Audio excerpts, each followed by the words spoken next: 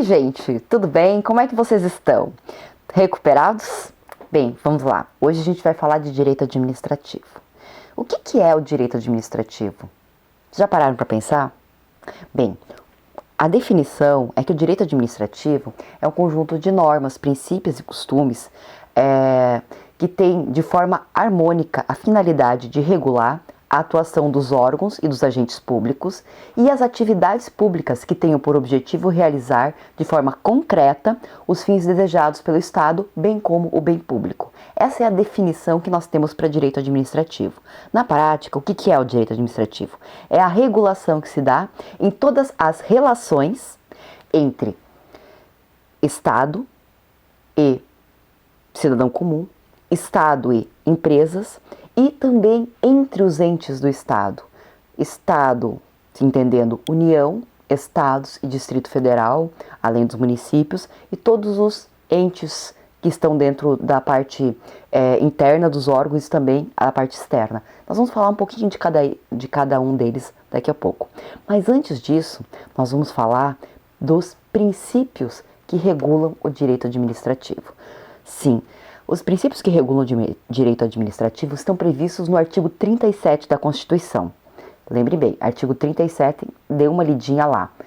Quais são esses princípios? São o princípio da legalidade, moralidade, impessoalidade, finalidade, publicidade, eficiência, continuidade dos serviços públicos, motivação, indisponibilidade, tutela e autotutela da administração pública, razoabilidade, proporcionalidade, segurança jurídica, supremacia do interesse público, igualdade ou isonomia, especialidade, presunção de legitimidade ou veracidade.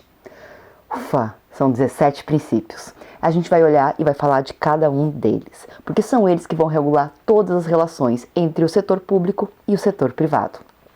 Começamos pelo mais importante, que é o princípio da legalidade. O que diz esse princípio? Que todo administrador está vinculado a uma determinação legal e, por isso, não pode praticar qualquer ato que não esteja previsto em lei. Atos praticados fora da lei são considerados atos inválidos, que podem responsabilizar o autor na esfera disciplinar, civil e criminal. A vontade pessoal do administrador não pode prevalecer sobre a lei. Daí eu tenho um ditado sobre isso daqui. Enquanto que nós, público-privado, setor privado, podemos fazer tudo o que a lei não proíbe, o administrador público, a administração pública, só pode fazer aquilo que a lei permite. Gravado? Essa é a lógica. O princípio da legalidade diz que o administrador ou a administração pública só pode fazer aquilo que estiver expressamente previsto em lei. Lei, decretos, atos administrativos em geral. Um princípio também bem importante é o princípio da moralidade.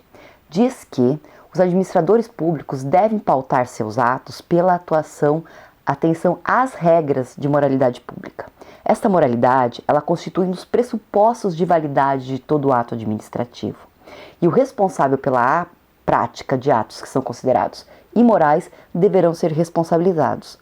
O que é essa lógica da moralidade pública? É a ideia de você administrar o Estado de maneira a seguir a finalidade do bem público, sempre estar de acordo com a legislação vigente e buscando atingir o bem comum. Se você atua de maneira imoral, os teus atos serão também invalidados e você será possivelmente responsabilizado. Bem, nós temos vivido numa época em que isso tem sido bastante demonstrado, Princípio da impessoalidade. Todos os atos praticados devem ser dirigidos aos administrados e não poderão ser aceitos atos com caráter pessoal, ou seja, para atender algum interesse pessoal ou interesse de grupos específicos. Isso quer dizer que toda a atuação da administração pública deve se dar de maneira impessoal. Por exemplo, não se pode fazer uma licitação já sabendo quem vai ganhar ou se direcionando ela para quem deve ganhar. Ela deve ser para que o maior número possível de pessoas possa concorrer a essa licitação. Essa é a ideia da impessoalidade. Você não direciona um ato para uma pessoa específica, seja para compra e venda, seja para algum outro tipo de benefício. O princípio da publicidade. É um dever legal a divulgação oficial de todos os atos, contratos, leis, qualquer tipo de instrumento celebrado pela administração pública. E essa vinculação, ela deve ser feita pelos órgãos oficiais de imprensa, vulgos Diário Oficial da União e o Diário Oficial dos Estados. E é um requisito para a eficácia do ato que ele seja publicado. E além da publicação, que vem com a lógica do princípio da publicidade, hoje também é lei a transparência, que significa deixar à disposição de maneira fácil, acessível, todos os dados relacionados com a administração pública. Não só publicar o contrato, mas ter lá um rol de todos os contratos que foram feitos, com quem foi feito, o valor, etc. E isso hoje pode ser visto, por exemplo, no portal da transparência. Além disso, nós temos o princípio da eficiência. O que é esse princípio? Ele tem a ideia de que os atos administrativos da administração pública devem ser praticados de maneira a garantir que eles sejam eficientes. Portanto, utilizando o menor número de recursos, com o menor tempo e com o maior resultado a ser alcançado. Eles devem alcançar, então, esse objetivo pretendido de forma que a atividade desenvolvida atenda perfeitamente o interesse público que a motivou, mas com eficiência, ou seja, com uma maior economia de gastos e também no menor tempo possível. O princípio da continuidade dos serviços públicos. Basicamente, o serviço público não pode ser interrompido. Em caso de greve, há a obrigatoriedade de que um percentual mínimo desse serviço continue a ser oferecido. Essa é uma das lógicas que entende que, por exemplo, há uma impossibilidade dos funcionários da administração pública praticarem greve nos serviços que são necessários e imprescindíveis. Atualmente a jurisprudência entende que não são todos eles, mas que um número mínimo para que, por exemplo, um hospital funcione deve ser mantido mesmo durante o período de greve. O princípio da motivação. Esse é um princípio que, se for falar, ele é engraçado, né? Tipo assim, tem que motivar, ele tem que estar motivado para fazer, não. Não é bem essa lógica. A obrigação é de que os administradores motivem os atos. O que quer dizer motivar? Para você motivar um ato, você vai ter que colocar o dispositivo legal dele, aplicável no caso concreto, relacionar os fatos que concretamente aconteceram em relação àquele dispositivo legal. Pega, por exemplo, uma infração de trânsito. Na infração de trânsito, o que tem? Tem lá, normalmente, a foto, né, do carro da gente, ou o que aconteceu, como, por exemplo, passar no sinal vermelho. E vai ter também lá descrito, de forma clara, a definição que tem no Código de Trânsito Brasileiro de que aquilo é uma infração. Então, eu vou ter a motivação, que é a disposição legal, Código de Trânsito, e qual foi a conduta, ou fato, ou ato que motivou aquela atuação legal, no caso de uma infração. Princípio da indisponibilidade. No princípio da indisponibilidade se afirma o seguinte: todos os interesses, bens e serviços públicos não estão à disposição dos órgãos públicos, até porque lá estão servidores públicos, não servidos públicos. A função da administração pública é geri-los, ou seja, gerir todos esses bens, interesses e serviços públicos, e não utilizá-los em proveito dos administradores. A administração pública somente pode dispor de um bem por meio de uma autorização decorrente de uma lei. Todos os interesses, bens e serviços pertencem à sociedade e não aos administradores.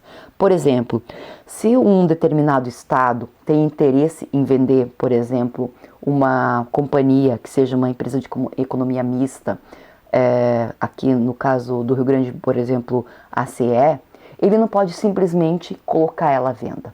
Ele precisa de uma lei que autorize essa venda. Por quê? Porque a CE não pertence àquele governo. Ela pertence ao Estado do Rio Grande do Sul, por exemplo, e a toda a sociedade.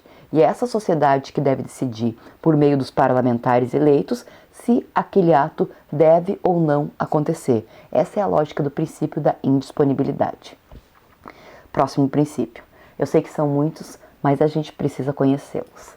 Princípio da tutela e autotutela da administração pública. Olha só que interessante.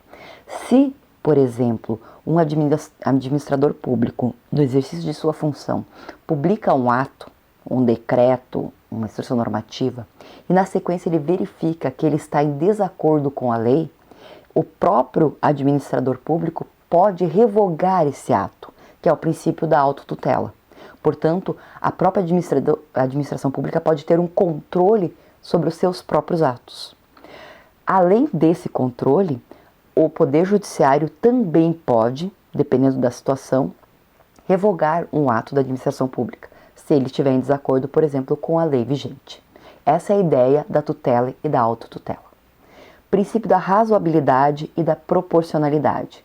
Esse princípio tem como finalidade verificar se todos os atos que são praticados são razoáveis, ou seja, não tenham excesso ou escassez em relação à sociedade, e se eles são proporcionais. Se, por exemplo, entre dois princípios, eu tenho o princípio da economicidade, gastar o menos possível, e da transparência.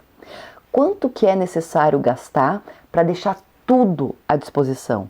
Bom, esse valor eu não tenho, mas para deixar 90% das coisas à disposição é um valor bem menor. Então essa é a ideia de proporcionalidade. Eu pego dois princípios e eu comparo eles para ver qual que é o mais importante e como que eu equalizo eles.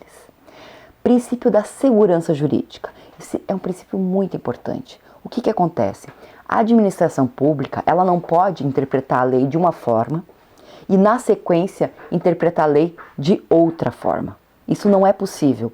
Se ela estiver interpretando de uma determinada maneira, ela vai ter que editar um outro ato, revogar o ato anterior, para justificar o porquê efetivamente essa interpretação mudou. Ela não pode simplesmente mudar. Por quê? Porque senão o administrado simplesmente ele vai perder a segurança de como está sendo decidida aquela determinada situação.